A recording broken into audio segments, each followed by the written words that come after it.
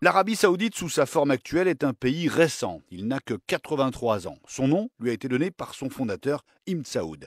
Le roi actuel, c'est Salman. La capitale, c'est Riyad. Le pays a une double importance, religieuse et économique. Il y a sur son sol les deux premiers lieux saints de l'islam, la Mecque et Médine, et puis l'Arabie Saoudite.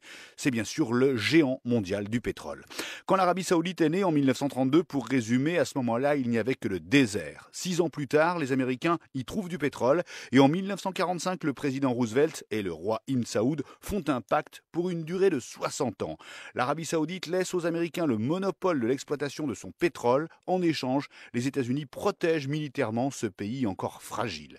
Le pacte a été renouvelé en 2005 pour 60 années supplémentaires.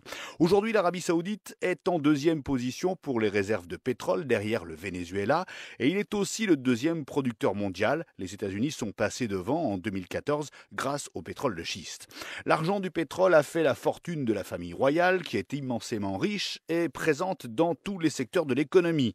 La famille est très nombreuse, elle compterait plusieurs dizaines de milliers de membres. Quand elle se déplace, c'est en masse. À Valoris l'été dernier, par exemple, quand le roi Salman est venu en vacances, c'était avec une suite de 1000 personnes environ. Sur le plan religieux, l'Arabie Saoudite est puissante. De par sa géographie, le royaume se présente comme le gardien des lieux saints de l'islam, la Mecque et Médine, mais il y a aussi le poids de l'histoire. Dès le XVIIIe siècle, la famille Saoud avait fait alliance avec un prédicateur appelé Mohamed Abd al-Wahhab qui prônait un islam sunnite fondamentaliste, le salafisme. L'Arabie Saoudite est particulièrement conservatrice sur le plan religieux, c'est la charia qui s'applique, les femmes ne peuvent pas conduire, il y a des amputations, des lapidations, des décapitations. Un jeune homme chiite a récemment été condamné à être pendu et crucifié car il avait manifesté contre le régime alors qu'il n'avait que 17 ans.